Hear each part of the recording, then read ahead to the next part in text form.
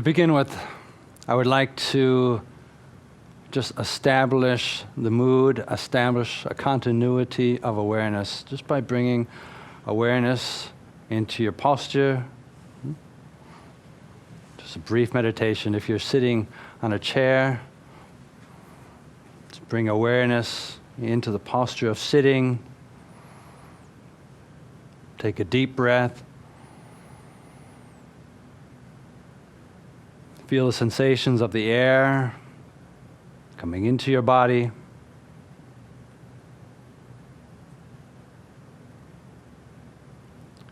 With your eyes closed, where can you feel your body? Do you notice pressure on the seat, your feet, the feeling in your arms?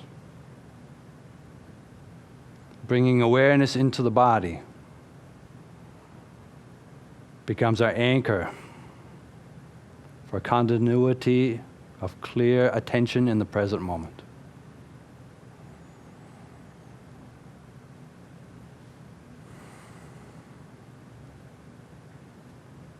When we're clearly aware of our body, our posture, the movement of our bodies, sensations throughout our bodies, we notice this gentle rhythm of sensations caused by the air flowing into the body and flowing out.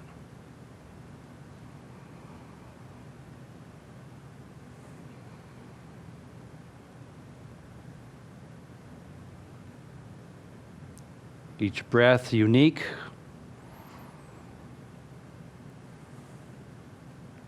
Each breath interrelated with our thoughts, moods, perceptions, with the condition of our body.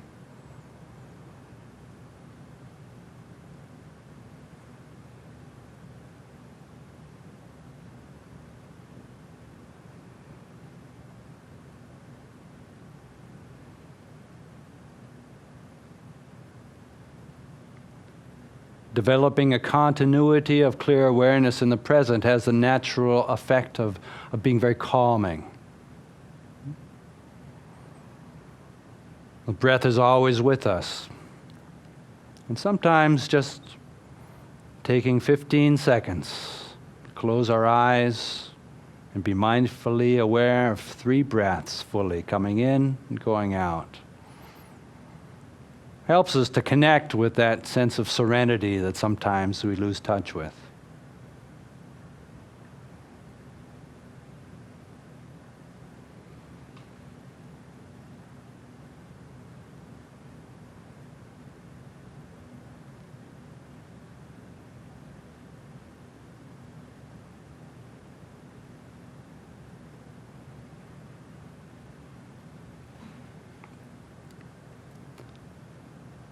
Namo tassa bhagavato arahato samma sambuddhassa.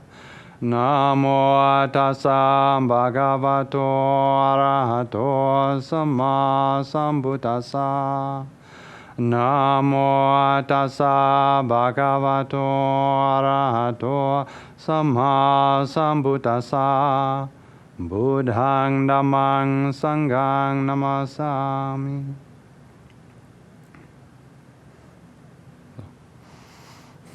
Thank you all for coming this evening. Thank you, John. It's been a pleasure to reconnect after all these years. We knew each other in Thailand back in the old days, but it's been 25 years since we've seen each other, so there's been a few things to catch up on. Tonight, I would like to talk about what is, I would say, the essence of what differentiates Buddhism as a teaching, or the Dhamma, the teachings of the Buddha, from other spiritual traditions, and that is the doctrine of non-self. Now, if you look at Buddhism in a nutshell, if you want to talk about how to encapsulate the Dhamma, very briefly, you could say it is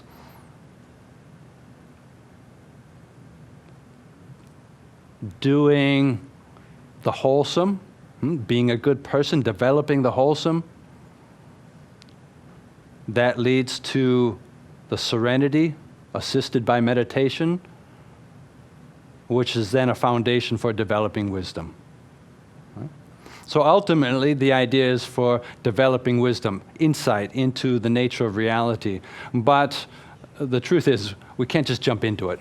Right? It's not an intellectual exercise. No matter how much we read, no matter even if we agree with everything that's written in the Buddhist sutras, to realize it for ourselves, to see it for ourselves, takes a bit more work.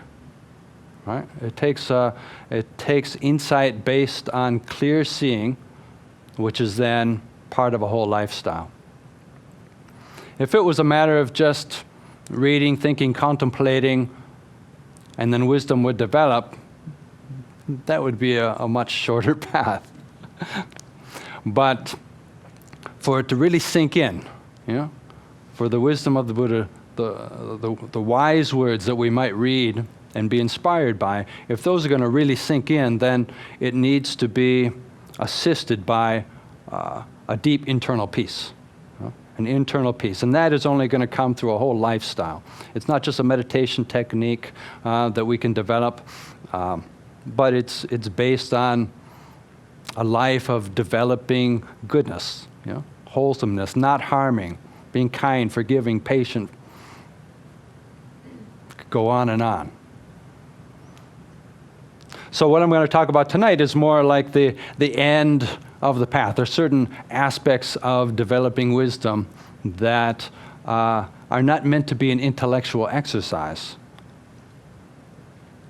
but gradually through practice and a certain inquisitivity, having a certain sincerity in really wanting to understand life. Then we start to look at certain patterns in our lives and essentially what leads to happiness and what doesn't. Right? It really comes down to that. Ostensibly, we all do what we do because we want to be happy in some form. However we conceive happiness, satisfaction, we want to be happy. But then why is it that when everyone wants to be happy, there's still a lot of suffering in the world? Right? You don't have to look to far-flung corners of the world to see suffering. We can see it on our own family, in our own minds, in our own life. Even if it's simply the lack of perfection. We may have everything we need to be happy, but what is it? Why is there, still like missing something? I still feel dissatisfied. What is it? So the teachings of the Buddha gives us a wide range of tools, part of which is to be able to investigate, use our intelligence, use our inquisitive nature, to kind of look at our lives and see what we're doing. But it's impossible to really get a clear idea of how we are living, to understand our life if our minds are scattered. If our minds, even if we want to take a close look at each moment of the motivations arising and passing away, what is really motivating us? If our minds are constantly being scattered, can't focus, restless, dull, not very clear, then it's difficult to see anything clearly. It's difficult to really understand. So this is where meditation plays a central role in helping to train the continuity of attention, moment by moment. Not just sitting with our eyes closed, but throughout the whole day. In the time of the Buddha, there were many doctrines. It was a fertile time of philosophy and religious experimentation. A lot of different approaches to meditation, a lot of different approaches to liberating consciousness or seeking the true self. So the Pali word, Pali is the ancient language of the Buddha in which the earliest Buddhist scriptures are recorded in the language of Pali. And in Pali, the word for non-self is anatta. So to understand why this was such a radical teaching is that in the time of the Buddha, people were seeking the true self. You know? It was, there were many, many different spiritual traditions. Most of them were seeking what is the true self, trying to experience that or purify that in order that the true self would then be unified with the ultimate, and this was considered liberation. So those people who had some insight in all traditions at that time, they could see, well, the body's not truly oneself, right? You know, that's changing all the time. And even our thoughts and moods and perceptions, those are changing all the time. That's not really who we are. But somehow beyond all of that, beyond these layers of personality, lies our true self. You know, somewhere inside or maybe around or somehow based on these other factors of what we identify with is our true self, the pure self, and then this would then be unified in some way with the ultimate.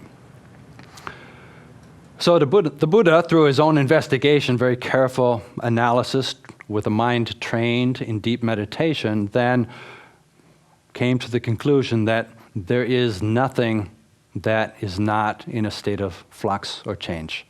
And if everything is constantly changing, whether it's physical or mental, then there's nothing on which you could base an idea of a true self.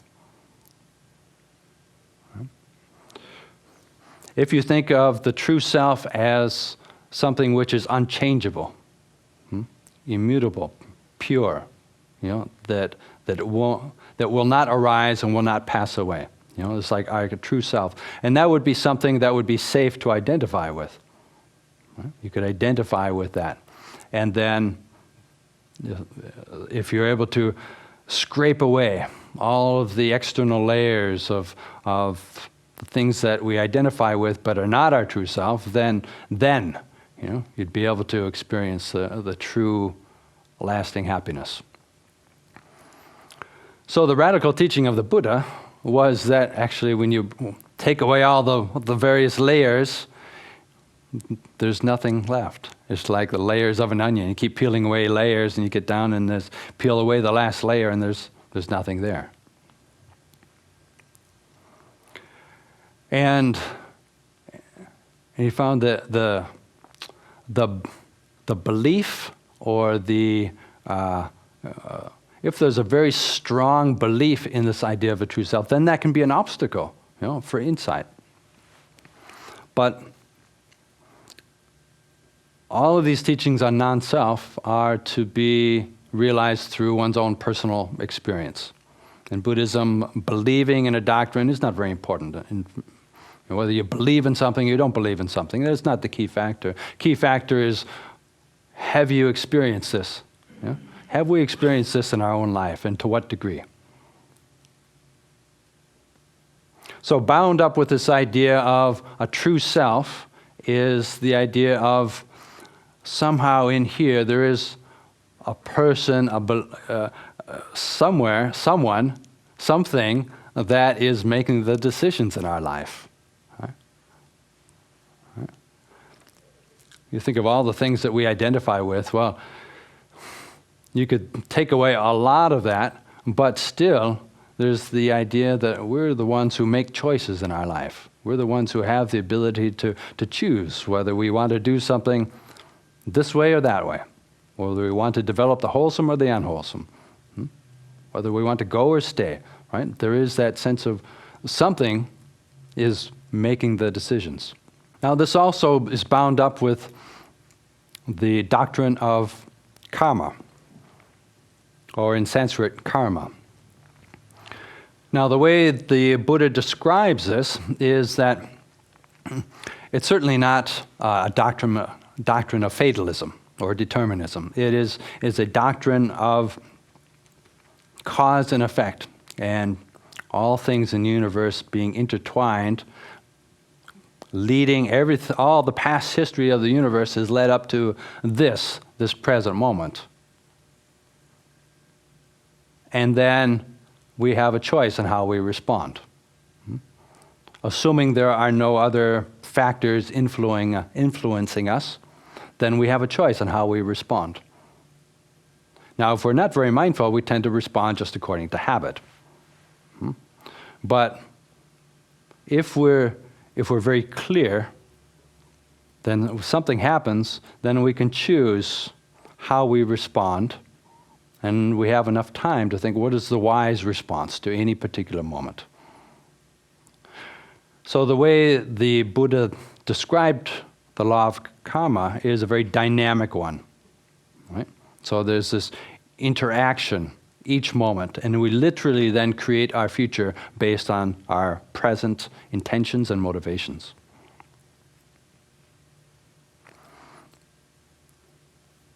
But in Buddhism, this idea of right effort and this making right effort with each moment is assuming that there is someone who is making decisions. Assuming that there is someone who is making the decision to be nonviolent rather than violent. Making this decision to be helpful and kind rather than to be cruel and greedy, right? Right? So it's bound up with this law of karma. And yet ultimately, if we look very closely at it, then the whole idea of free will starts to fall apart a little bit. So let's look at the idea of free will. When we're talking about free will and lack of free will, there are certain levels on which we normally operate. Now, the first level is if we're really not very mindful, if we're really living a bit of a blind life, and we all do that sometimes, then let's say something happens and we just respond according to habit, right? Someone says something that we don't like and anger arises, and then we say something back, right? We just blurt something out, or something happens that we like, and then we just respond and we grab it and grasp it and try to hold on to it.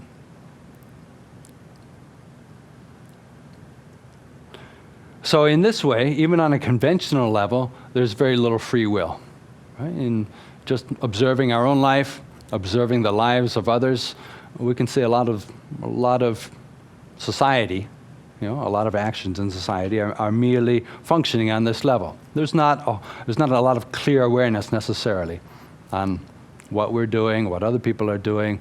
I'm just kind of operating on a bit of a blind habit. So there's no real free will there.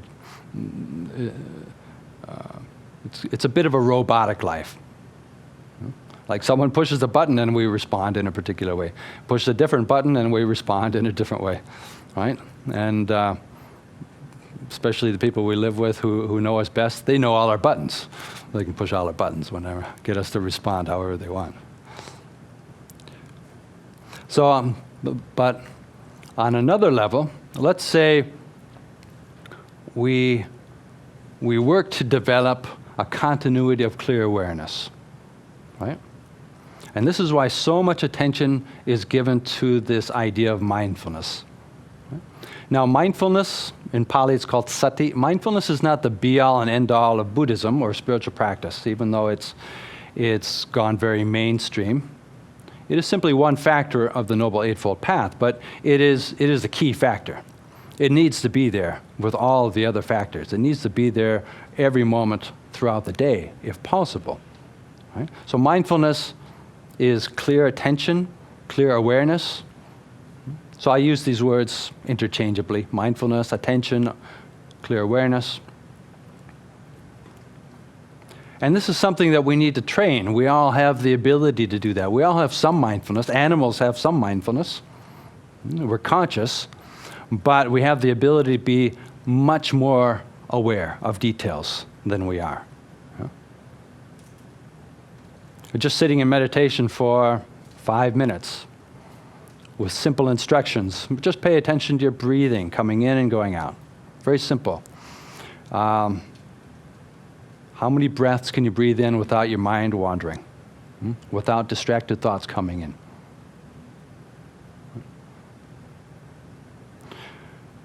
So we spend a lot of time training in mindfulness. It is something that we can do throughout the whole day, from the time we wake up in the morning until the time we go to bed at night.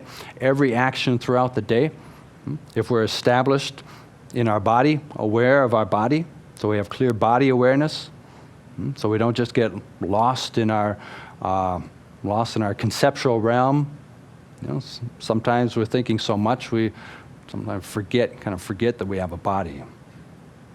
So it's helpful just to always come back to being aware of physical sensations, the posture of the body, right? So then no matter what we're doing, whether we're sitting, standing, walking, even walking through the grocery store, good, that's an opportunity to be aware of each step. Make that into meditation. If we're standing in line, okay, instead of being irritated, okay, well, let's say we're waiting, but we're mindful of our body, mindful of standing, mindful of the posture. That in itself is peaceful. Or if we're not feeling peaceful, at least we're aware of what's going on. So with every action throughout the day, we can find ways to train. And the Buddha was very practical when he was talking about the development of mindfulness. It's very simple things like reaching out, lifting, just being in contact with your body. So if we're not mindful, let's say I'm not very mindful right now, kind of playing with my phone, thinking about something, maybe having a conversation, and then I'm thirsty and I just reach over and, it's like there's not a whole lot of mindfulness involved in that act.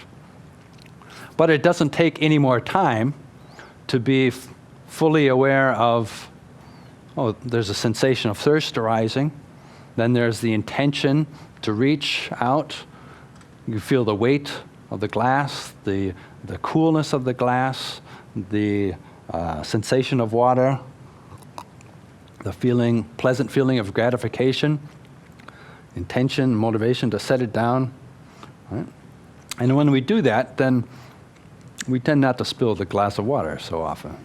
We tend not to forget where our keys are so often. We tend to just pay attention. And when we pay attention to all the little details of life, then it has many practical benefits, but also then we start to become much more aware of what's motivating us throughout the day.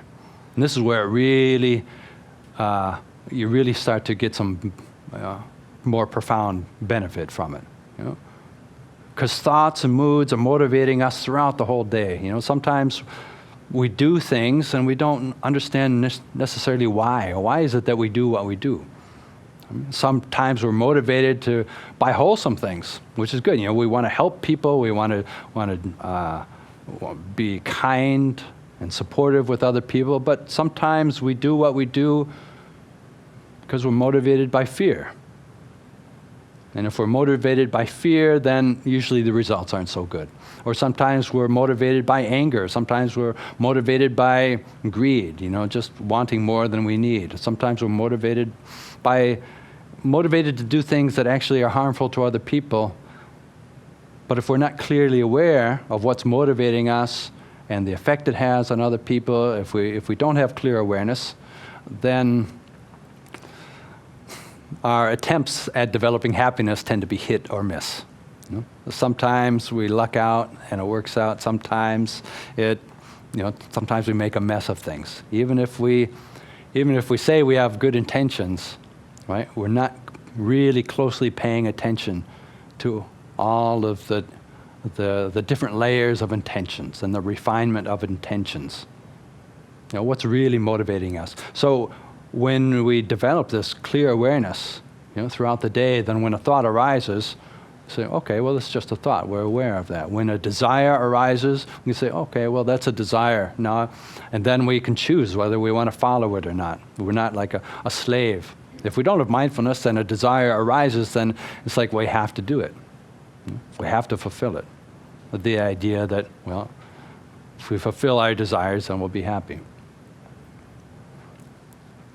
So mindfulness is very practical, but the more we develop it, it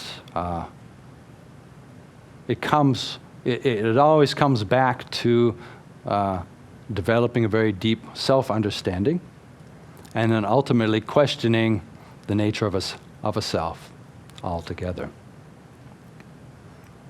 So back to a different level of free will. Let's say we are very mindful. We're very mindful, and something happens, and again, someone says something that we don't like. They criticize us. It's like painful, and we want to say something back, and we're feeling angry, and it's like, well, I'm aware of the anger. I feel the anger. I know it's present, and I know, I'm fully aware. I know if I say something, it's not going to have a good result, but we just can't help ourselves. We say it anyways. We say, oh, forget it. I'm just going to blurt it out and say it anyways. Oh, it feels good. And then we get the bad result that comes from that. Or sometimes there's times where we're aware that, God, if I follow this desire, it's going to have a bad effect. And yet we can't stop ourselves. It's like it's too strong. It overcomes the power of our awareness. So that's also a level where we don't have free will. Even if we can see that it would be wise to do this, sometimes we just don't have the strength to be able to do that. We're overcome by a range of emotions.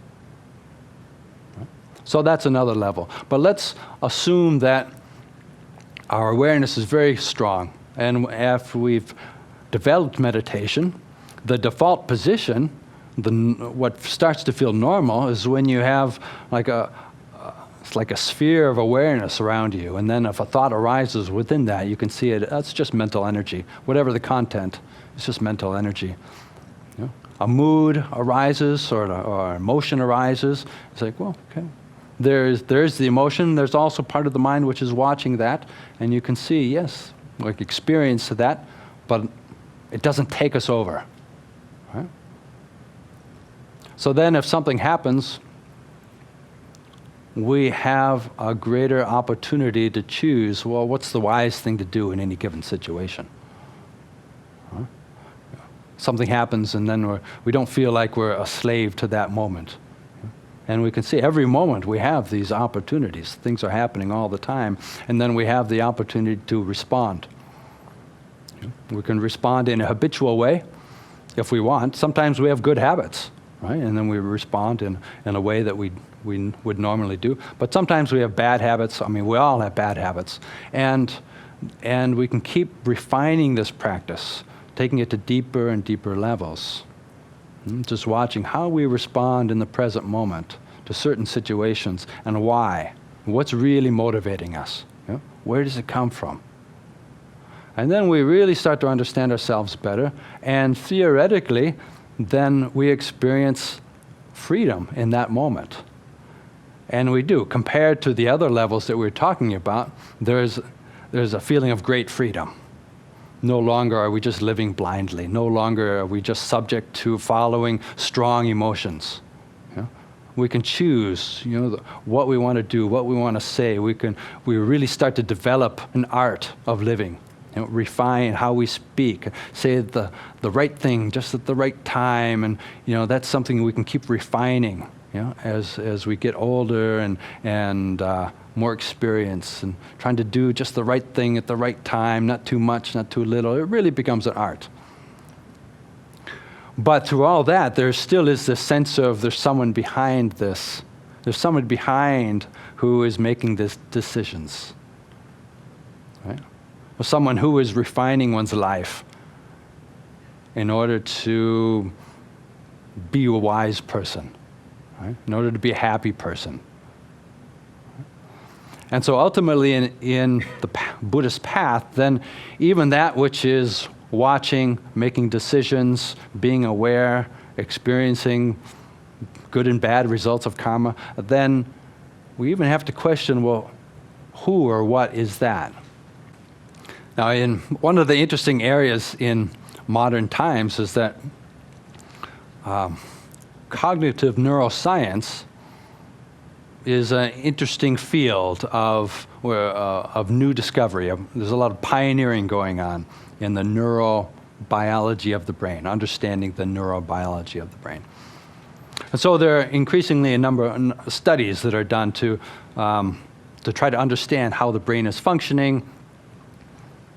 One of the studies that I recently came across was trying to determine what is the nature of free will. And so they determined a study where the subjects were flashed a letter and then told to either hit the button with their right or left hand. Either would be fine, but as soon as they saw the letter and as soon as they made the decision, then to immediately push the button. So their intention was to create a scenario where there was complete spontaneity possible. There were no external influences.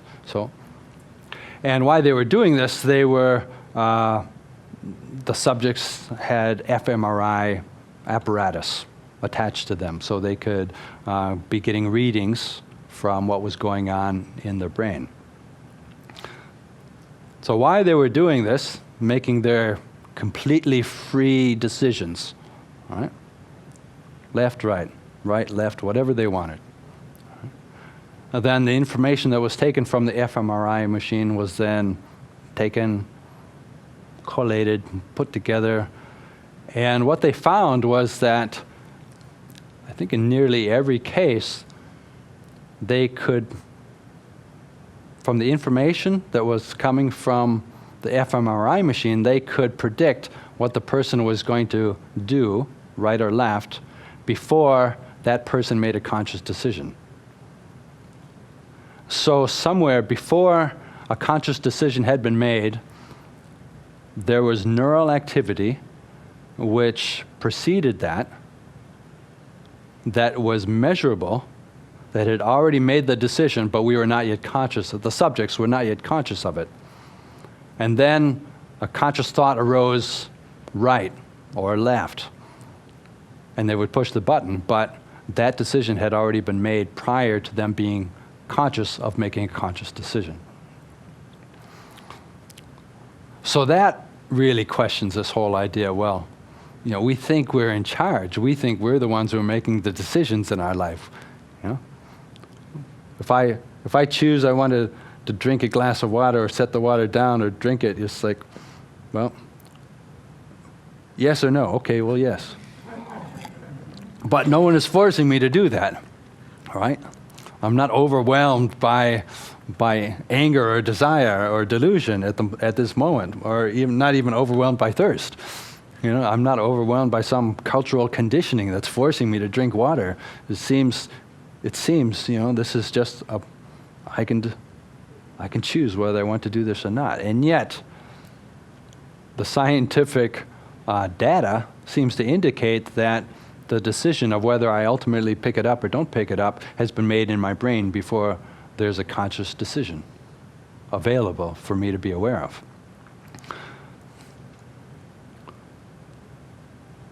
So what do you do with that? Then you think, wow, God, is my life, does that mean everything's just determined and, I'm not really in charge of my life? Does that lead back to a fatalist doctrine? And clearly the Buddha said, he denied that was the way things were. It wasn't fate. It's not like everything is just spelled out for eternity, written in the stars, and we're just playing our role. He said, no, it's not like that. There is a dynamic interaction, and clearly there are decisions being made and the results of decisions. We can see that in our lives.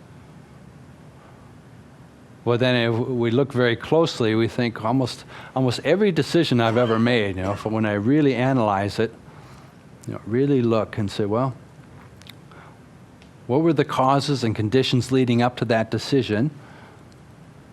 And then ultimately, of course, I would make that decision, right? Even if it's an unusual decision. like going off to Thailand and being a monk, right? You would think there's not a whole lot of cultural conditioning pushing me in that direction. And yet that decision was made. But even that was, a series of thousands of smaller decisions, each of which was kind of predictable, Each little decision was kind of predictable when you look at the circumstances, and look at the factors very closely. Well, when you take in all the factors, whether it's cultural conditioning, family conditioning, specific personality, mood at the time, our specific mood at the time, how we perceive something, you take in all those factors and then say, well, of course, then the logical result is this decision is going to be made.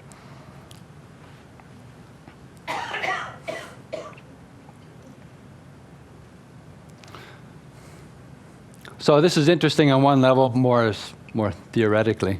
Theoretically, even if we believe that there is no free will, on a practical daily basis, it still feels like there's free will, and we have to make choices in life, and it feels like, well, if I want to have a practical way to relate to the law of karma with other people and with my surroundings, then I need to continue on as if there is free will. But if we start to look at the whole role of identification, now that's something that also has many practical applications in daily life. I mean, ultimately, the idea of identification with that which is making decisions, is something that can be challenged at some point. But this doctrine of non-self, the idea of there is no eternal, unchanging self, which is making the decisions. Or the doctrine of non-self turned as an investigation. It's like, well, what is it that I consider myself to be? And then we start to get into what we identify with, right? And this is a very practical way of developing a more investigative or contemplative meditation. Right? And we start at the outer layers of the onion. So what is it that I identify with to be myself? Is it the body? Is it my feelings, memories, perceptions? All of these things that, as a total, we then consider me and mine, my life, who I am. Now, identification would not necessarily be a problem if what we identified with was pure and unchanging. That's why, like, the idea, if you had the idea that there is a true self which is unchanging and pure, and you identified with that, there would be no real drawbacks to that. But if we're identified with things which are changing, then we're constantly experiencing losing things. We're identified with things which are constantly disappearing or ceasing or falling away. We're constantly losing things, and then that can be painful. That can be difficult, a sense of loss, a regular sense of loss. If we identify with our body when we're young and healthy and strong, and then it changes, there can be a sense of loss. Right? So, if we identify with material possessions, and then we lose them in some way, there can be a sense of sadness, right? You have a really nice car, someone steals your car, right? Or it's just smaller things, you have a really nice glass, and then someone breaks your glass, right? Ajahn has this famous teaching. It says, view this glass as if it's already broken. Right? That way, no matter what, essentially whatever we identify with, even if we identify with this is my cup, my glass, if we see it as already broken, and we know someday it's going to break, if we see it as already broken, then when it breaks, we're not going to suffer or experience a sense of sadness or loss. So it's usually the unmindful people in the monastery who break the cups, and then they always say, "Oh, it's already broken, Ajahn."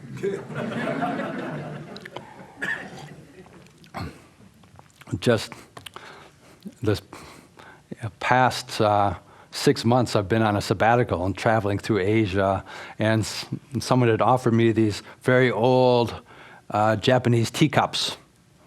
I didn't realize actually how old they were. And so I was having tea in my tent in California with a friend, and we finished with our little California tea ceremony. And then he said, "Oh, I'll wash the cups." And he took them, and one of the cups went, ksh. It was like and he turns to me and says, "It's already broken, Ajahn." It's like, yes, I know. Thank you. Thank you. Thank you. Thank you for the teaching.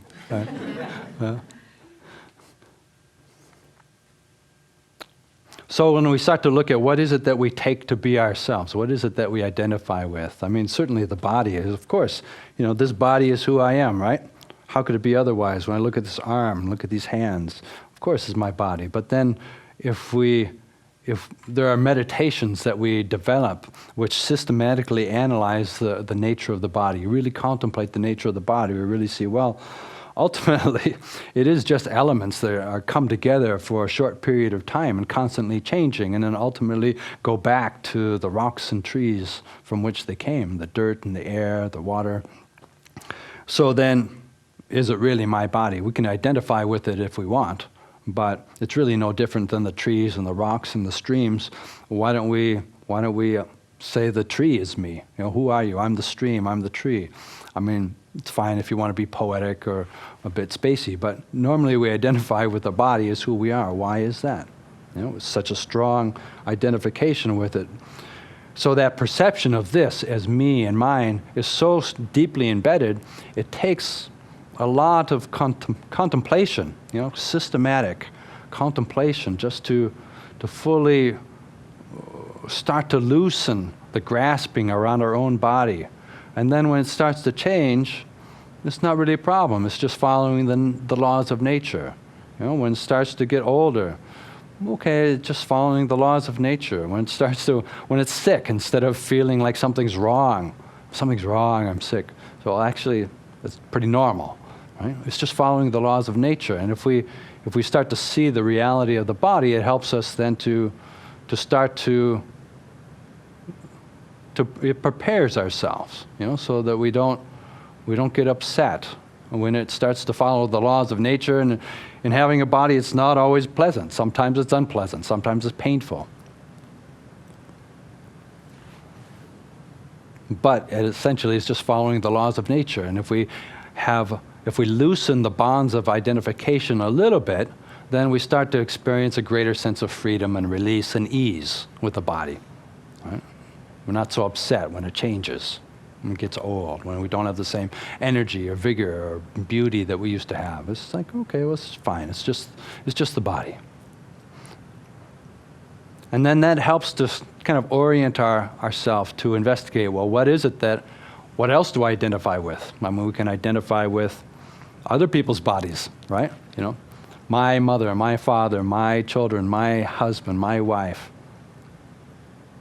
And so not even these elements. We start to identify with other elements, And if we identify with something, then there's a natural tendency to want to control it to a certain degree, or think we have the right to control it because it's ours, right?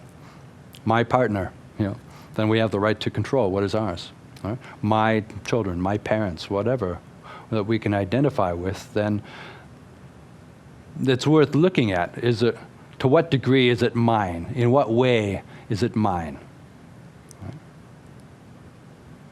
Right? If our attachments of mine are very strong, and then things happen that we don't like, then we tend to suffer a lot. That's the problem. That's the drawback, right? We say, my child, and then our child starts getting up to stuff and doing things we don't like, and then we suffer, right? if that attachment is very strong. So it's, as a parent especially, it's very natural to have strong attachment, but when we look at it more closely, you see, well, even though conventionally speaking, you can say, it's my son or my daughter, but ultimately, still, there's many other factors operating that are out of our control. You just have to let go and allow children to kind of be how they're going to be.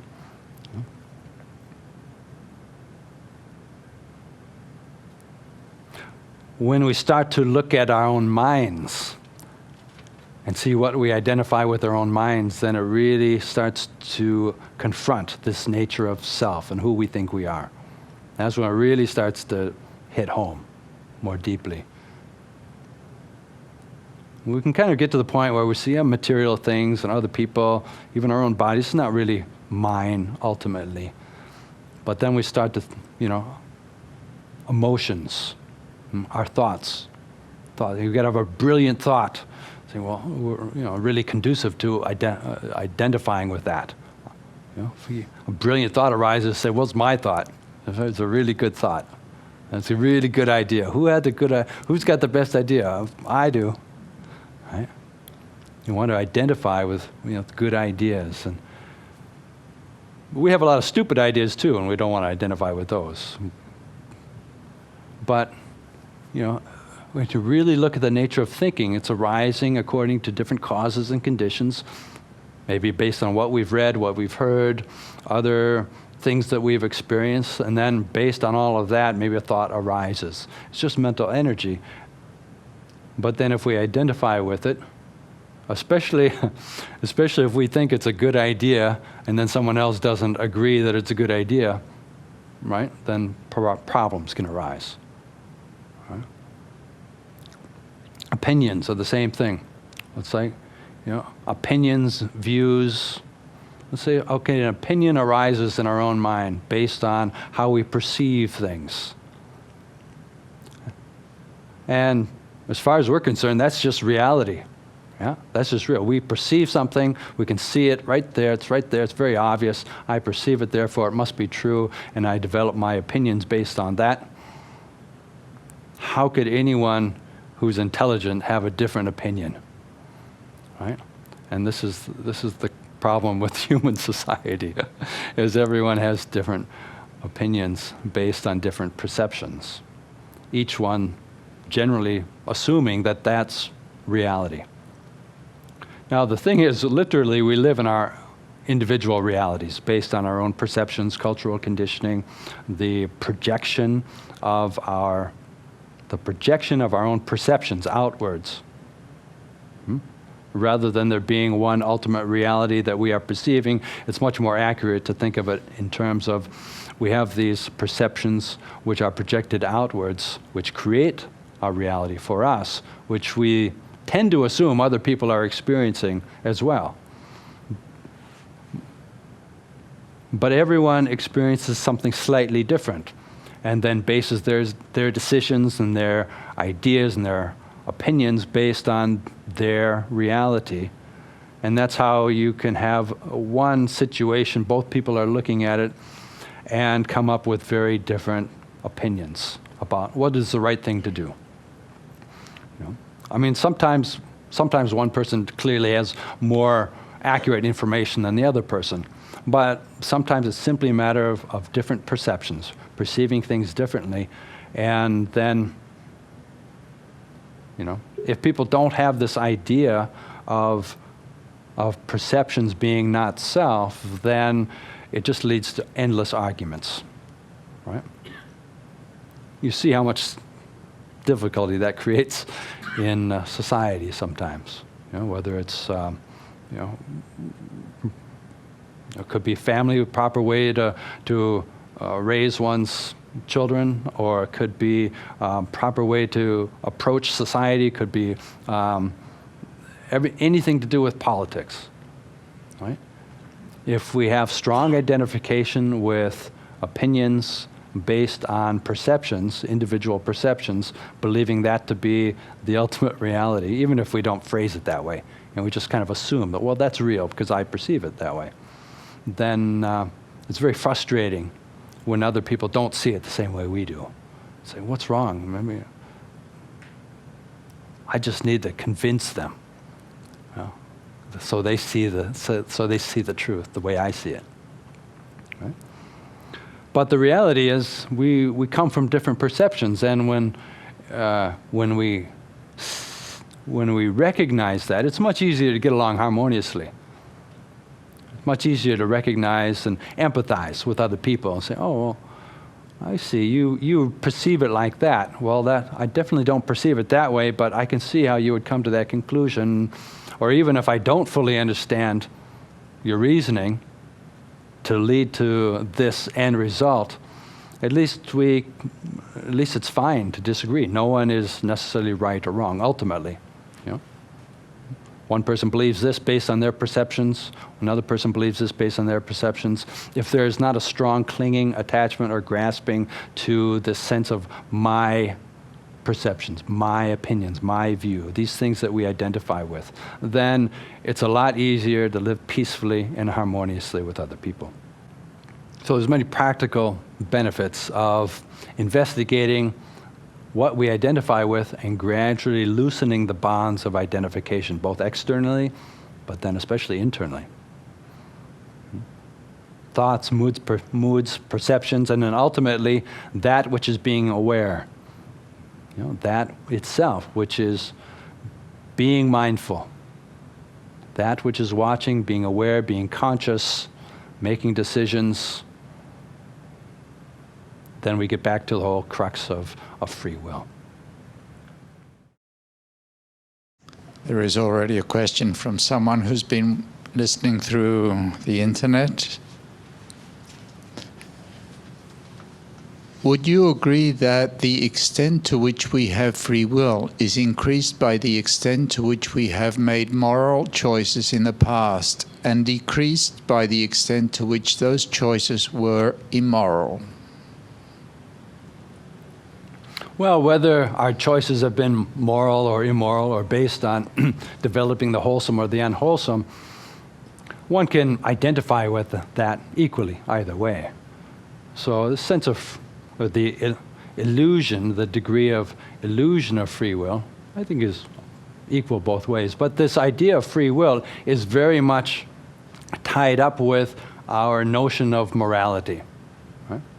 So this is a very good question in the relationship. Now, for example, there was an example that I'd heard before. I didn't make this up, but if you were, let's say you're swimming, you're at the beach, right? And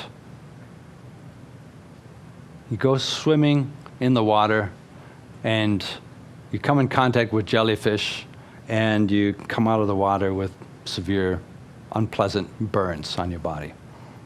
Right? So that's a very unpleasant experience. And normally, you don't come out of the water, even no matter how unpleasant that is, normally you don't come out of the water thinking, I got to call the police, get that jellyfish. I got to call my lawyer, I'm going to sue that jellyfish. Right? Why? Because we assume the jellyfish is not acting out of a sense of bad morals, or we assume the jellyfish barely has any free will whatsoever. But if you're just lying on that same beach, and a person, you're just lying, sunbathing, and suddenly a person comes and spills acid on you, and you get the exact same burn, then you do want to call the police, or you do want to take some legal action to try to get compensation. Why? What's the difference? The end result is the same. Why is our relationship with a jellyfish and a person very different? Because we assume that the person has free will. We assume that the person is not just acting out of instinct, right? That there's an intelligent thinking, a thought process going on that is bound up with morality, and this whole idea of free will and morality go hand in hand in our society. If if you really start to question the notion of free will, then how can you punish someone for committing a crime? So it starts to cut into the heart of many aspects of our society. Right? I mean, practically, you still have to assume that people are acting out of free will, or it doesn't mean that it doesn't just give you freedom from taking responsibility. You know? You forget your spouse, you forget your wedding anniversary, and you say, well, it wasn't my choice, it just happened. Or, you do something that you weren't supposed to do. You say, well, the decision was made prior to my having any conscious involvement. I really had no free choice in the matter. There's no free will. Ajahn said there's no free will, so I can't be held accountable. It's not that. I mean, there are decisions being made, and then we still have to work with behavior modification, both for ourselves and for others. But ultimately, it does bring into question the whole idea of what is, the idea of morality, good and bad, and the relationship to that with free will, or the whole social justice system that we base our society on, is very intertwined with the notion of free will. John, you mentioned the opinions that we tend to form, or what we come to believe is true. And I wanted to ask a question about our tendency to associate ourselves with like-minded people and perhaps avoiding people who hold different views, and whether or not, I guess, what the possible benefits or perils there are in doing that, and how to skillfully choose our associations. Well, if we perceive something in a particular way and we base our opinions based on those perceptions, then it's comforting when other people have similar opinions. It's like reinforcement that, our perceptions are accurate. Our understanding of reality is accurate. Right? Whether it's in politics, whether it's in religion, right? It's very comforting to have other people agree with us, because it reinforces the idea that, even if we're not fully conscious of it, it reinforces the idea that, yes, I am understanding reality in the correct way. Right? And sometimes that has long-term implications, especially with theistic religions. You're thinking of eternal salvation or eternal damnation. You want to feel comfortable in whatever decision you've made, right? So it feels comforting to have other people who share the opinion. Now, of course, that just because other people share our opinions doesn't mean it's right. Doesn't mean it's correct, right? So it just may be based on insecurity, or the whole movement to try to surround ourselves with people that agree with us could just be coming from insecurity more than anything else. And if we're truly sincere about understanding reality, or even understanding what's best to do in a society, or any political decision that a group might make, if we're really serious about what's best, then it's actually good to challenge ourselves. Right? Certainly in our monasteries, we're encouraged to always challenge our beliefs, challenge our thoughts. Don't just believe your thoughts. It's hard not to.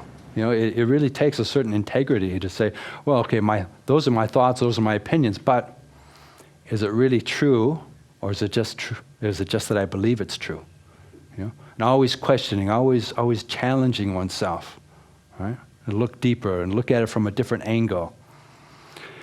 And we can do that to a certain degree, just ourselves, but we still develop blind spots. All of us have blind spots, just by definition. We're not even aware of our blind spots. And so that's where other people can be very helpful.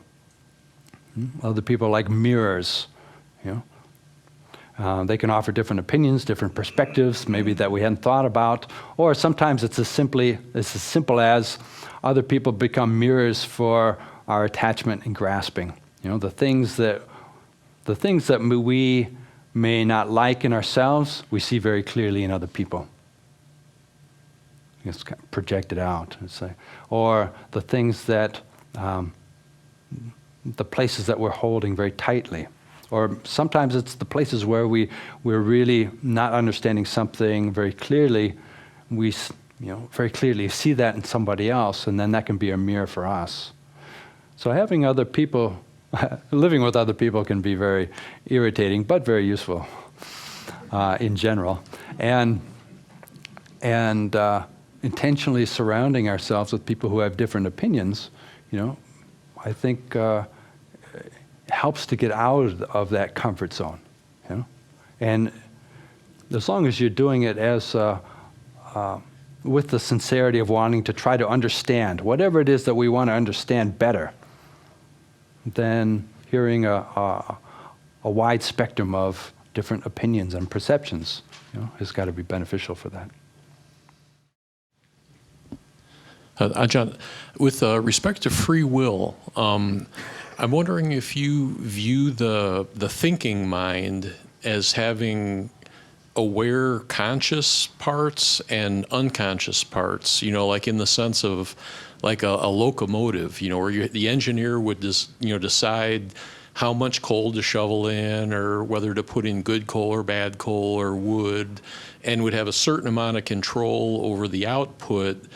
But once the things have been put in, there's a huge, powerful mechanism that is going to process that in some manner and output, results that, may not be consciously controllable at that point. If you pile the coal in real hard, there's going to be some power coming out of that thing, or if you put in very light wood, it may be very relaxed later on. I'm wondering, do you see the human mind as having different sections like that? There definitely are different layers of conscious awareness of thinking.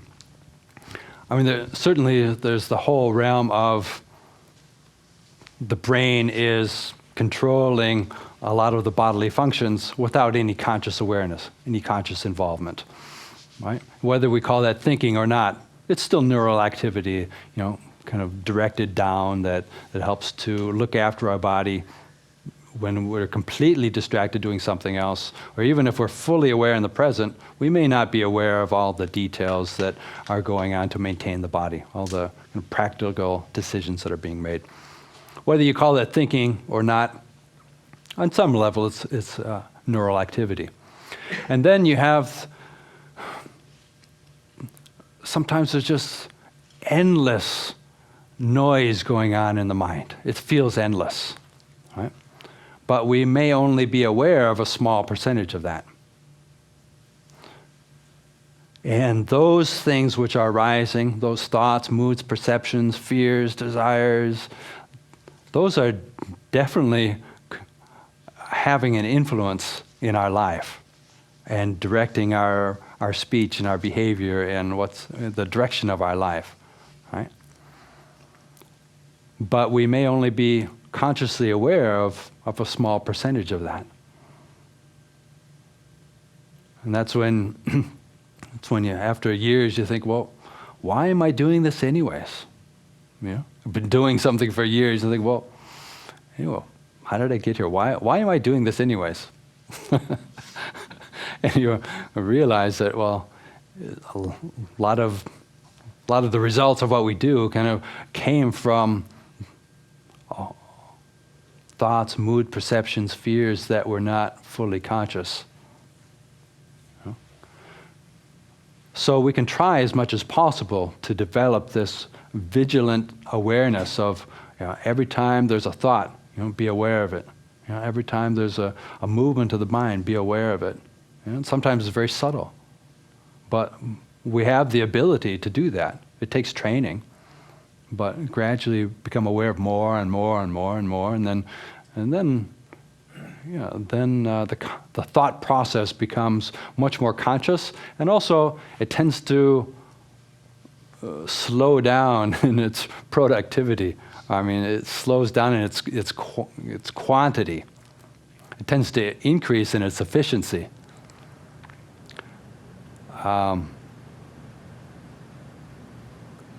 Thoughts will tend to roll on as long as we keep feeding them, especially even if we're not fully conscious of that.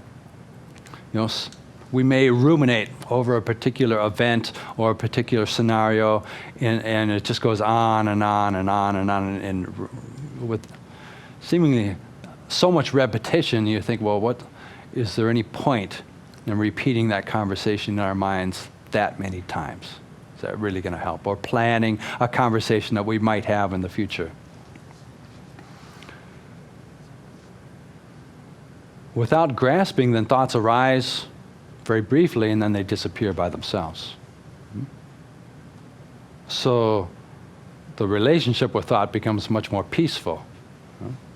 And a lot of our understanding is not so thought-based anymore. It just becomes based on seeing, clear seeing and understanding, rather than a lot of the verbalization that happens in the mind. Does that touch on what you were referring to? I'm intrigued by the amount of fear that a lack of self pops up in your head. Have we invented things to protect ourselves from that? Like reincarnation, would that be a protection against that fear of self? A relationship with the idea of rebirth, certainly, yeah, could be. I wouldn't say that, in my own case, being born and raised in the U.S. in a non-Buddhist family, I wouldn't say that it's something that I would create or even adopt as a response to fear. But certainly could be used that way. The idea that it just feels comforting that we will continue on rather than cease. Right? If you really believe that consciousness is simply a result of the physical brain, then when the brain dies, consciousness ceases and there's nothing that continues on after that. And I believe that that's not the case, but I can't prove it. And so if that was the case, then some people are at peace with that, but other people might feel comforted by the idea of continuing to carry on. It's certainly the idea of eternal salvation, heaven realms with angels and your family and your dog, that's based on that. Trying to avoid the discomfort of actually facing separation and cessation. The mechanisms we have for trying to compensate for our fear, they're very extensive, right? And one of the benefits of really looking at what's motivating us is seeing to what degree we are motivated by fear. And it's not necessarily fear of death. Fear of death is a big one, but it could just be fear of other people's opinions, fear of not being accepted, insecurity and worry, those types of fears. You mentioned briefly liberation, and I wanted to tie that in with the illusion of free will. I take it that liberation, in the sense you're talking about, is free from the constraints or influences of thoughts, the mind in general, emotions, and maybe other physical type influences or forces.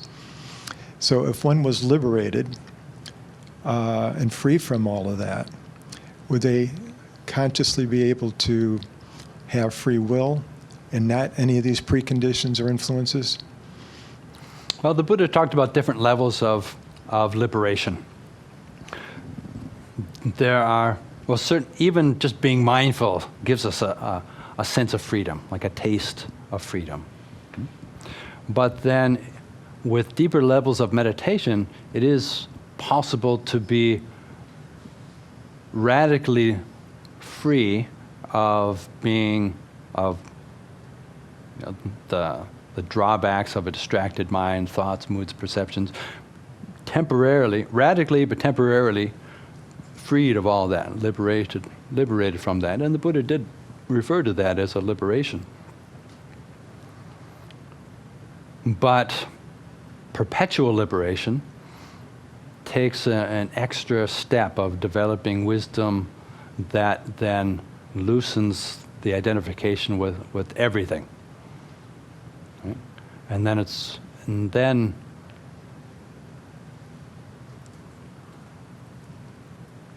I mean, we're speaking somewhat theoretically here, right? When I was in Thailand, I was fortunate enough to live with many meditation masters and discuss with them.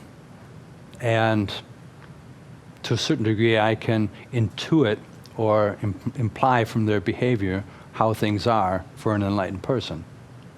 But I'm not saying it's coming from my own personal experience. Now, a fully enlightened person doesn't get really weird. I mean, they still seem to make decisions. And yet there is this sense of they're not constrained by their personality. There's still a personality there, you know. The different masters, one may be more outgoing, one may be more contemplative, one may be an excellent teacher, another just only has a few students. You know, there's difference in personalities, but there's still this sense of, it feels like there's no grasping there to this personality, this manifestation of a personality. So even the Buddha, the Buddha would use conventional language, but sometimes he would refer to himself as, he wouldn't call himself the Buddha or I, but he would say the Tathagata, the one who is thus come, or the one who is thus gone. So it's a bit more of a impersonal way of looking at this body and mind. So on a conventional level, there are decisions being made for an enlightened being. Certainly, they still live. They still get up in the morning and make decisions what they're going to do throughout the day. But that which is making decisions is seen as a conditioned process. So the decision that's made is merely the end result of a whole series of causes and conditions, leading to a decision being made and results from that decision. And then at the death of a fully enlightened person, then the whole process of the body and mind cease completely. So even they don't exercise free will. I would say definitely they don't even have they fully see through the illusion of free will.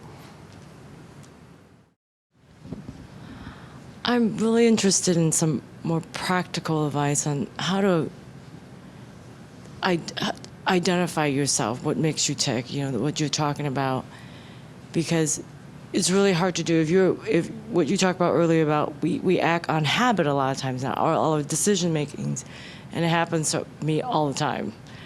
And how do you focus on maybe starting identifying some of the things that make you making these automatic decisions?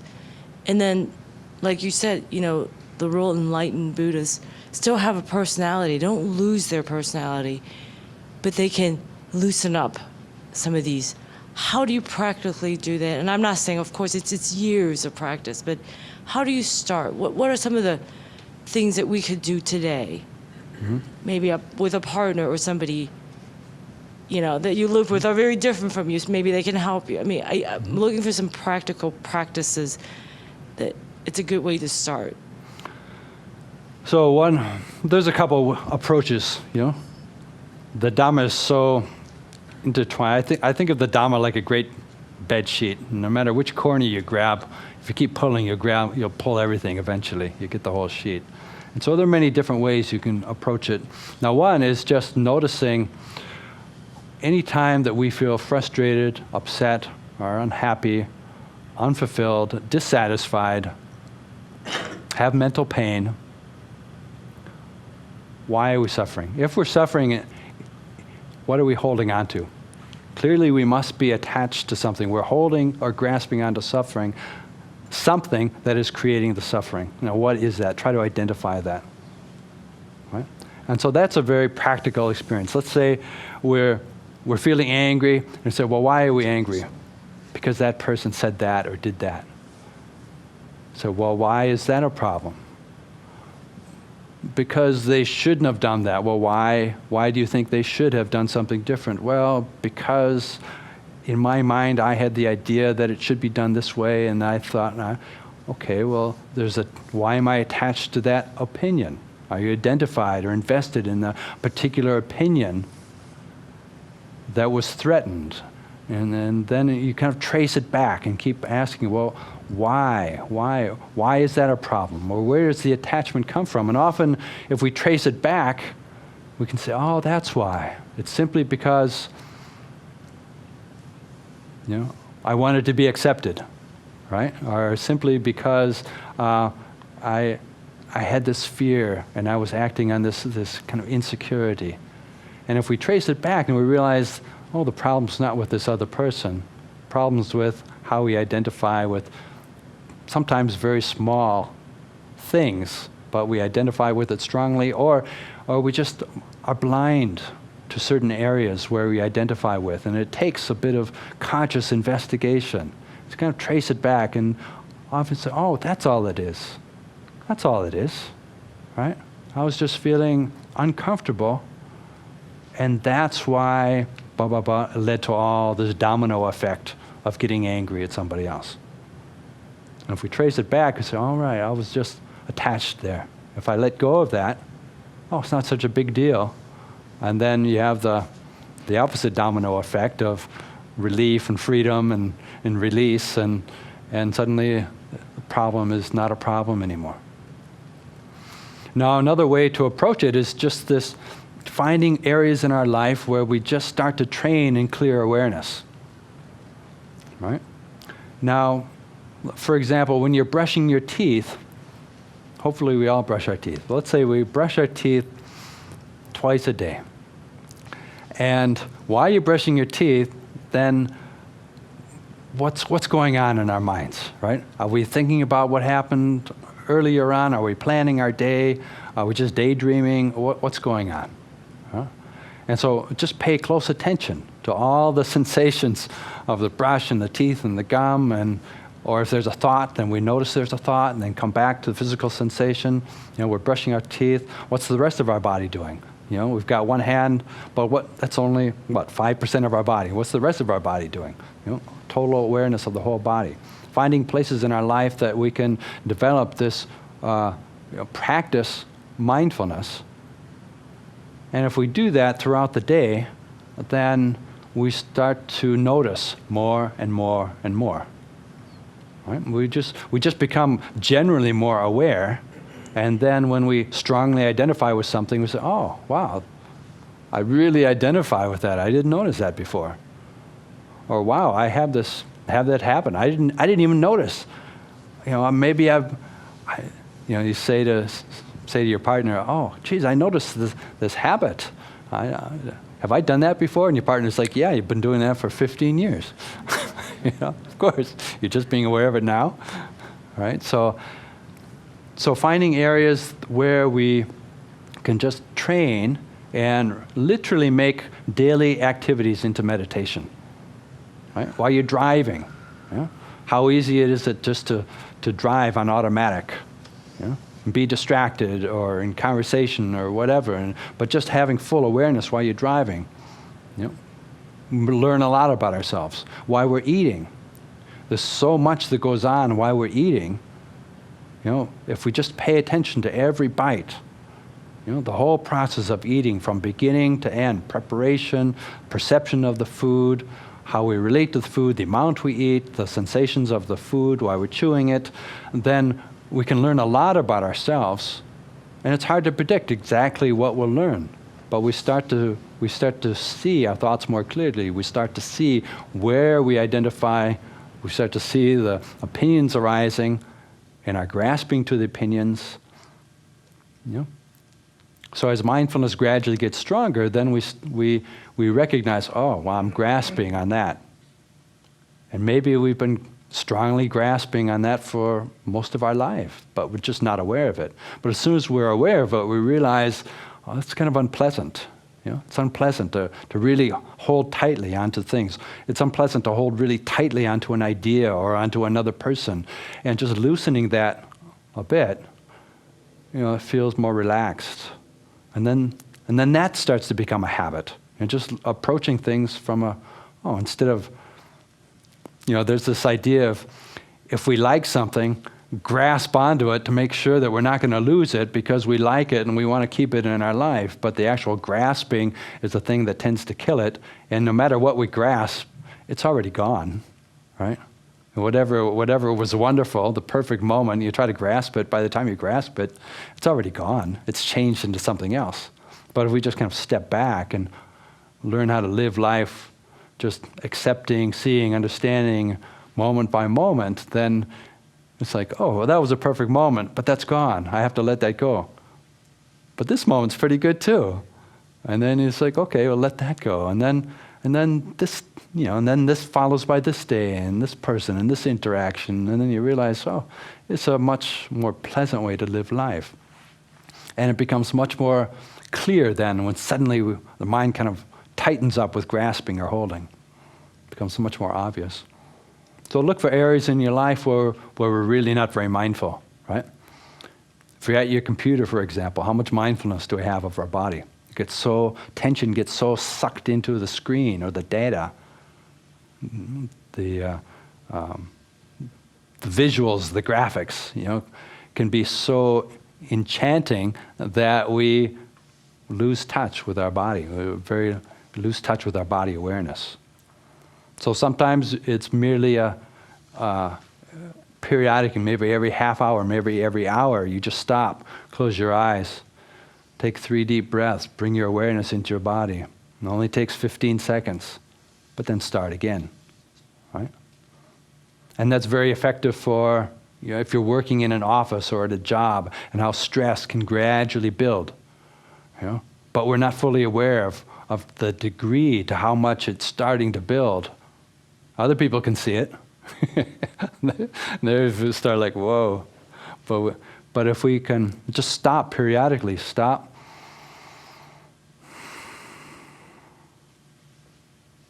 Just take one mindful breath. Kind of brings us back, settles, and then helps to release physical and mental tension so that we then, you know, it doesn't grow and grow and grow throughout the day. So these are very practical steps that we can take that will, you know, put us more in touch with our body, but more specifically, you know, the great results that come from being aware of what's happening in our minds. On a rather personal note, can you tell us about your decision and journey in becoming a Buddhist monk? What was appealing to pursuing Buddhism rather than some other religion? Well, you want the long story or the short story? I think I'll probably have to narrow it down to a shorter story at this point in the evening. The crux of it is that I had no personal choice in the decision whatsoever. And, you know, I look back, okay, I wasn't born in a Buddhist society, I wasn't raised by Buddhists. How did I end up as a Buddhist monk? There were certain cultural influences, you know, like watching Kung Fu as a child on TV. There were certain cultural influences. But then certain other things, you wonder, I don't know where they came from. Like, why is it that when I started off being a political science major and then I took a course in comparative religions, and out of all the various religions that we studied, somehow Buddhism was the one that really touched my heart. It seemed practical, profound, and I thought, I really want to learn more about this. So then kind of, it was a natural inclination to want to investigate that further. Then, once I graduated, I had the opportunity to do more intensive meditation. I actually had the time to do retreats. And then there was other influences where maybe I would just see a picture of a Buddhist monk in a shop somewhere, postcard, and something kind of deep inside me would be like a gong going off, boom. So it just seemed so beautiful or profound or something. It just stirred something, which I don't know where that would come from. Past lives. But, whatever the cultural influences were, it represented something profound and peaceful.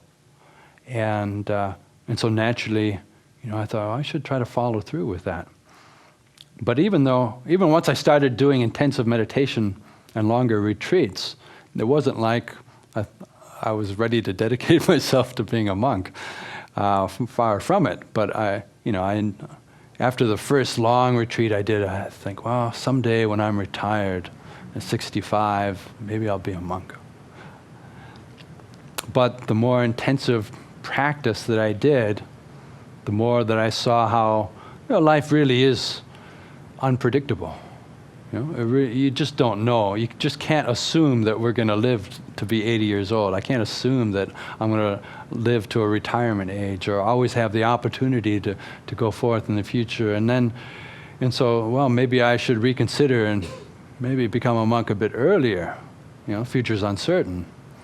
And then, at one point after doing enough meditation, I started to recognize that of my priorities in life, Dhamma practice, or the practicing the teachings of the Buddha, had become the highest priority. And I thought, well, if this is really the highest priority in my life, why don't I just dedicate myself to that? Why am I just doing it part-time? I could try to find a place where I could devote myself to this wholeheartedly. And so from that point on, I really started to look for a community or a monastery where I could practice 100% full-time. And so that eventually led me to Thailand.